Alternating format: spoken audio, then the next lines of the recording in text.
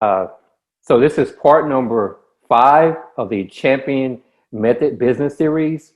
The purpose of this series is to give business professionals the tools and resources needed to improve their business career.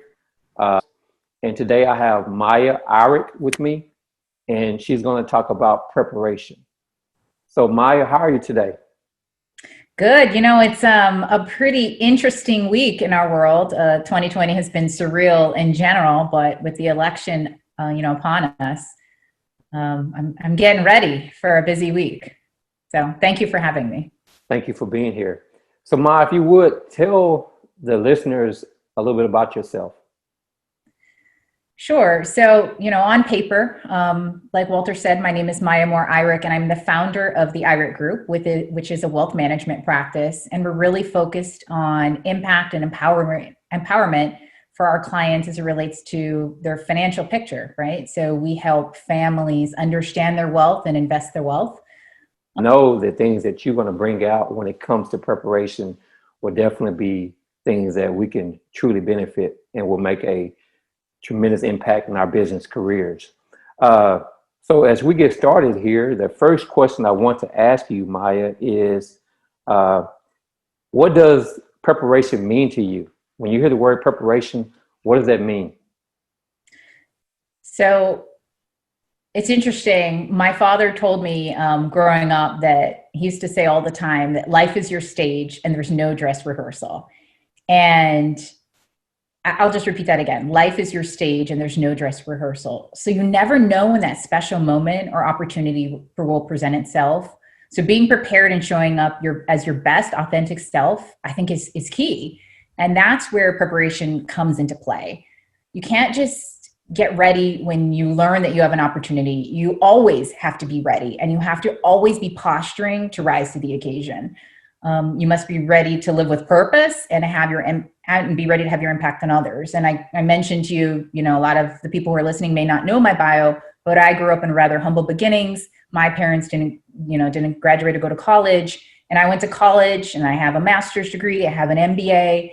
And I've been presented with a number of these opportunities and things in life because I was prepared for that moment, and not because I waited until right before it was going to happen, but because every day I was diligent on making sure that my success was going to be lined up for me because I was preparing for it. And it's those little things that you do each and every day. So, I think about his voice saying to me all the time that life is your stage, there's no dress rehearsal, because you just never know when that moment is going to come upon us. Maya, my next question to you is what does your daily preparation look like in order for you to perform at your optimal performance level? Well, we talked about this right before we started this event. I juggle many balls daily. I'm a wealth manager. I'm a mother to 3 little kids. I'm a wife. The list goes on. We take care of older family members. So my cup must always be full so I can help others stay focused, so I can stay focused. So when I hear you say optimal performance level, I think about how can I show up as the best version of myself, of me, every day for all of those that rely on me the most, whether that's one of my 3 small children or that's my client, right? So it's really 4 things, that I think about or have to do. The first would be how to care for my vessel. So that's me, right? Me as a human being, me as, me, my body, mind, body, spirit concept. So I try to eat as clean as possible. I try to eat primarily whole foods. I know this is very kind of off topic, but all of No, this this is goes no, into this is what we want. this We is it, need to, right? yeah, Because yeah, if you're yeah, eating garbage and if, right. you're drinking or you're participating in things that aren't going to help you stay clear minded and staying healthy, that all is going to impact you, right? I try to sleep as much as I can with kids. It's hit or miss every day. I'm not gonna lie, I don't think I've Right. slept since, before I had that first child. I try to laugh when I can because things get incredibly intense, especially when you're talking about people's financial situations all day. So I try to laugh when I can with the kids, laugh with others, right? Look for those silver linings like we talked about, and then mentally just staying focused on my purpose. So everyone can do that in different ways, whether it's praying or meditating or self affirmations or whatever it is. Everyone's different, right? But for me, that's my community work. So when people say they do self care, I continue to find ways to coach others, to lift other people as I go, right? To be out in the community. That's me. And other people might get burnt out for that. So I would say the first thing is really caring for my vessel, right? Mind, body, spirit. The second I would say is prioritize what needs to get done by micromanaging myself. So Oh, controlling wow. my calendar, put in, client time, I put in, time for each child, all of these things that are really important.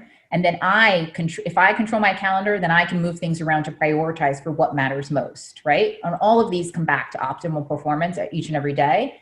The third thing I would say would be a continuous learner. You talk about this all the time. You're amazing with this, right? Always be hungry and eager to master my practice and to be able to grow in my practice, right? So anytime there's a bit of information that I think can help one of my clients, I'm eating it up. I'm reading it. I'm trying to understand it, any aspect of a financial anything, right?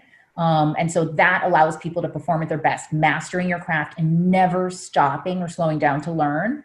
And then the fourth thing I would say, surround myself with the right circle and team, right? Oh, So wow. finding those people, those chosen family members, right, along your journey, even if you just have a few close friends, close mentors, sponsors, making sure you're surrounding yourself with the right people. And I would say that would include, as you become executives like us, right, coaches, other types of coaches, financial advisors, accountants, like just making sure your team is tight.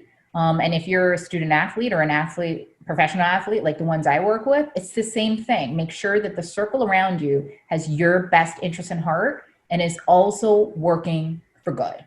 Because if you don't have those right people, it doesn't matter how much performance you do. How much you're preparing for it. That can do you in. So caring for my vessel, prioritizing what needs to be done, being a continuous learner, and then surrounding myself with the right circle.